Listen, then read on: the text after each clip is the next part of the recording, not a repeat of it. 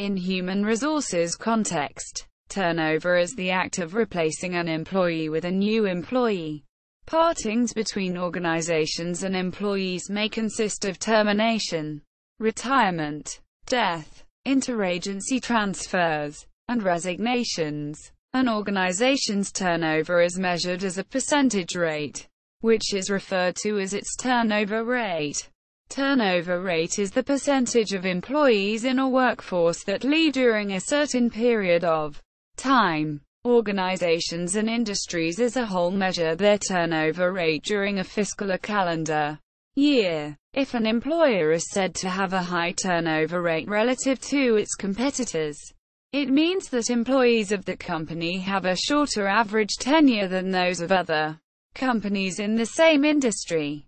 High turnover may be harmful to a company's productivity if skilled workers are often leaving and the worker population contains a high percentage of novices. Companies will often track turnover internally across departments, divisions, or other demographic groups, such as turnover of women versus men.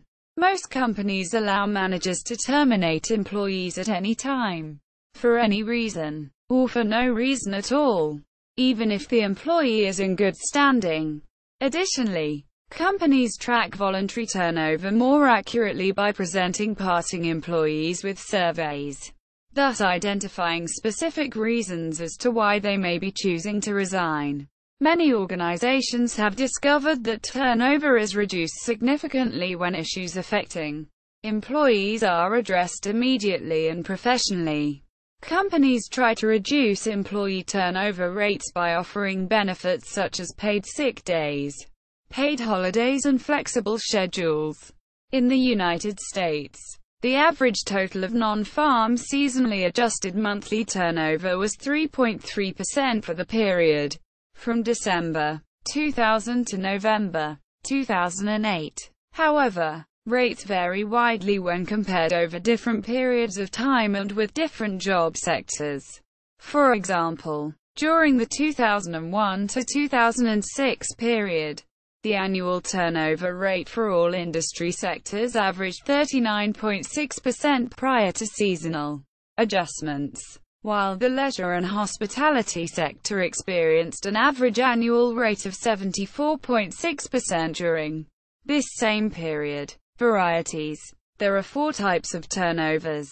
Voluntary is the first type of turnover, which occurs when an employee voluntarily chooses to resign from the organization. Voluntary turnover could be the result of a more appealing job offer, staff conflict, or lack of advancement opportunities. The second type of turnover is involuntary, which occurs when the employer makes the decision to discharge an employee and the employee unwillingly leaves his or her position. Involuntary turnover could be a result of poor performance, staff conflict, the at-will employment clause, etc. The third type of turnover is functional, which occurs when a low-performing employee leaves the organization. Functional turnover reduces the amount of paperwork that a company must file in order to rid itself of a low-performing employee, rather than having to go through the potentially difficult process of proving that an employee is inadequate. The company simply respects his or her own decision to leave.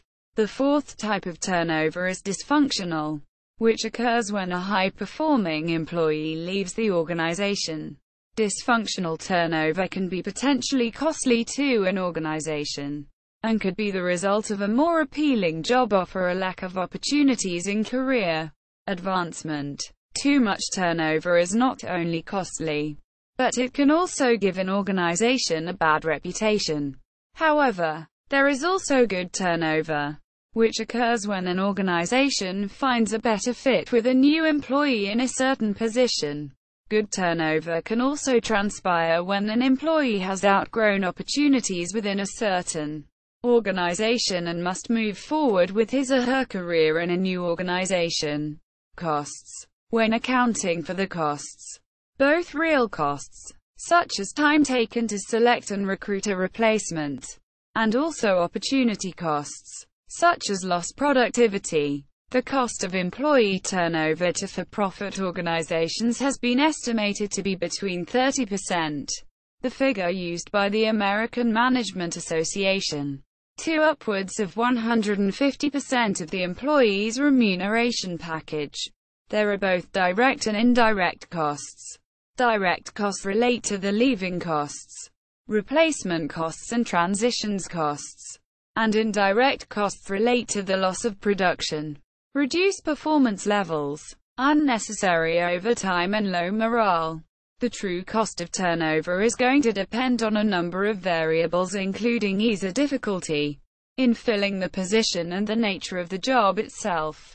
Estimating the costs of turnover within an organization can be a worthwhile exercise, especially since turnover costs are unlikely to appear in an organization's balance sheets. Some of the direct costs can be readily calculated, while the indirect costs can often be more difficult to determine and may require educated guesses. Quote, nevertheless, calculating even a rough idea of the total expenses relating to turnover can spur action planning within an organization to improve the work environment and reduce turnover. Surveying employees at the time they leave an organization can also be an effective approach to understanding the drivers of turnover within a particular organization. In a healthcare context, staff turnover has been associated with worse patient outcomes, internal versus external. Like recruitment, turnover can be classified as internal or external. Internal turnover involves employees leaving their current positions and taking new positions within the same organization, both positive, such as increased morale from the change of task and supervisor, and negative, such as project, relational disruption, or the Peter principle. Effects of internal turnover exist, and therefore, it may be equally important to monitor this form of turnover as it is to monitor its external counterpart. Internal turnover might be moderated and controlled by typical HR mechanisms, such as an internal recruitment policy or formal succession planning. Internal turnover, called internal transfers, is generally considered an opportunity to help employees in their career growth while minimizing the more costly external turnover. A large amount of internal transfers leaving a particular department or division may signal problems in that area unless the position is a designated stepping stone position. Skilled versus unskilled employees. Unskilled positions often have high turnover, and employees can generally be replaced without the organization or business incurring any loss of performance. The ease of replacing these employees provides little incentive to employers to offer generous employment contracts. Conversely, contracts may strongly favor the employer and lead to increased turnover as employees seek, and eventually find, more favorable employment. Voluntary versus involuntary. Practitioners can differentiate between instances of voluntary turnover, initiated at the choice of the employee, and involuntary turnover initiated by the employer due to poor performance or reduction in force. RIF. The U.S. Bureau of Labor Statistics uses the term quits to mean voluntary turnover and total separations for the combination of voluntary and involuntary turnover. Causes of high or low turnover. High turnover often means that employees are dissatisfied with their jobs, especially when it is relatively easy to find a new one. It can also indicate unsafe or unhealthy conditions, or that too few employees give satisfactory performance due to unrealistic expectations, inappropriate processes or tools, or poor candidate screening. The lack of career opportunities and challenges. Dissatisfaction with the job scope or conflict with the management have been cited as predictors of high turnover. Each company has its own unique turnover drivers, so companies must continually work to identify the issues that cause turnover in their company. Further, the causes of attrition vary within a company, such that causes for turnover in one department might be very different from the causes of turnover in another department. Companies can use exit interviews to find out why employees are leaving and the problems they encountered in the workplace. Low turnover indicates that none of the above is true. Employees are satisfied, healthy and safe, and the performance is satisfactory to the employer. However, the predictors of low turnover may sometimes differ than those of high turnover.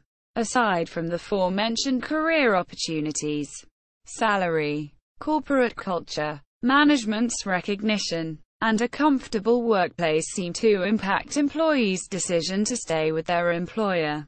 Many psychological and management theories exist regarding the types of job content which is intrinsically satisfying to employees and which, in turn, should minimize external voluntary turnover. Examples include Hertzberg's two-factor theory, McClellan's theory of needs, and Hackman and Oldham's job characteristics model. Stress. Evidence suggests that distress is the major cause of turnover in organizations. Bullying. A number of studies report a positive relationship between bullying, intention to leave, and high turnover. In some cases, the number of people who actually leave is a tip of the iceberg.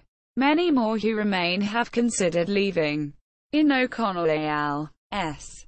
2007 Irish study, 60% of respondents considered leaving whilst 15% actually left the organization. In a study of public sector union members, approximately 1 in 5 workers reported having considered leaving the workplace as a result of witnessing bullying taking place. Rayner explained these figures by pointing to the presence of a climate of fear in which employees considered reporting to be unsafe, where bullies had got away with it previously despite management knowing of the presence of bullying. One can rather easily spot an office with a bullying problem. There is an exceptionally high rate of turnover. While not all places with high personnel turnover are sites of workplace bullying, nearly every place that has a bully in charge will have elevated staff turnover and absenteeism.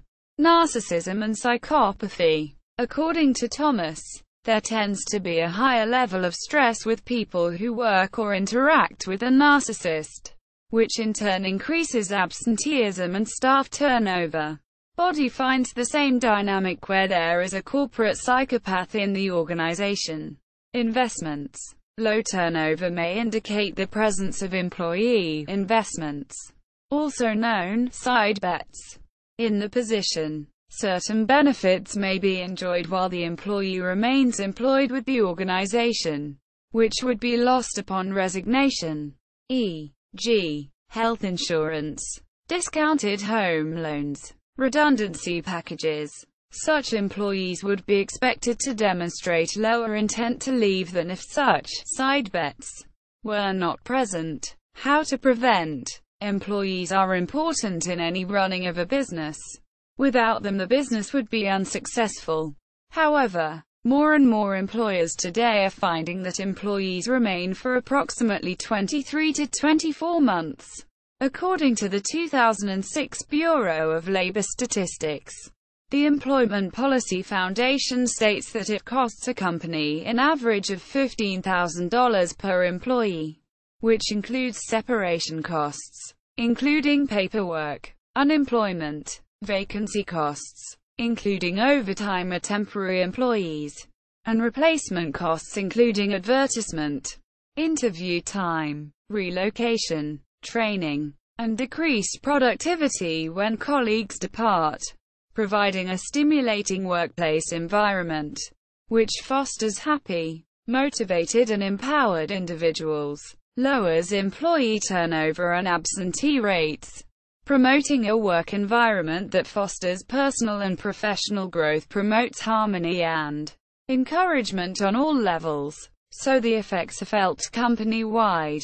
Continual training and reinforcement develops a workforce that is competent, consistent, competitive, effective and efficient, beginning on the first day of work. Providing the individual with the necessary skills to perform their job is important.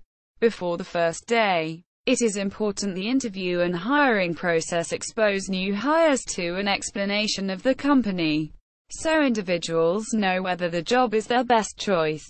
Networking and strategizing within the company provides ongoing performance management and helps build relationships among co-workers. It is also important to motivate employees to focus on customer success, profitable growth and the company well-being. Employers can keep their employees informed and involved by including them in future plans, new purchases, policy changes, as well as introducing new employees to the employees who have gone above and beyond in meetings. Early engagement and engagement along the way shows employees they are valuable through information and recognition rewards, making them feel included. When companies hire the best people, new talent hired and veterans are enabled to reach company goals, maximizing the investment of each employee. Taking the time to listen to employees and making them feel involved will create loyalty, in turn reducing turnover, allowing for growth. Calculation. Labor turnover is equal to the number of employees leaving, divided by the average total number of employees. In order to give a percentage value, the number of employees leaving and the total number of employees are measured over one calendar year. Labor turnover equals NELDY, NEBY plus NEY. 2. Display style mbox labor turnover equals frac mbox NELDY mbox NEBY plus NEY. 2. Where NELDY equals number of employees who left during the year. NEBY equals number of employees at the beginning of the year. NEY equals number of employees at the end of the year. For example, at the start of the year a business had 40 employees, but during the year 9 staff resigned with 2 new hires, thus leaving 33 staff members at the end of the year. Hence this year's turnover is 25%. This is derived from 9, 40 plus 33, 2, equals 25%. However, the above formula should be applied with caution if data is grouped. For example, if attrition rate is calculated for employees with tenure 1 to 4 years, above formula may result artificially inflated attrition rate as employees with tenure more than 4 years are not counted in the denominator. Models. Over the years there have been thousands of research articles exploring the various aspects of turnover, and in due course several models of employee turnover have been promulgated. The first model, and by far the one attaining most attention from researchers, was put forward in 1958 by March and Simon. After this model, there have been several efforts to extend the concept. Since 1958, the following models of employee turnover have been published. March and Simon, 1958. Process model of turnover. Porter and Steers, 1973. Met expectations model. Price, 1977. Causal model of turnover. Mobley, 1977. Intermediate linkages model. Hom and Griffith, 1991. Alternative linkages model of turnover. Whitmore, 1979. Inverse Gaussian model for labor turnover. Steers and Moday, 1981. Turnover model. Sheridan and Abelson, 1983. Cusp catastrophe model of employee turnover. Jakovsky, 1984. Integrated process model. Lee et al., 1991. Unfolding model of voluntary employee turnover. Aquino et al., 1997. Referent cognitions model. Mitchell and Lee, 2001. Job embeddedness model. See also. Adaptive performance. Employee retention. Job satisfaction. Further reading. Colvin, Fred H. 1919. Labor turnover. Loyalty and output. A consideration of the trend of the times is shown by the results of war activities in the machine shops and elsewhere. New York City. McGraw-Hill. LCCN 19,006,158. OCLC 512,539.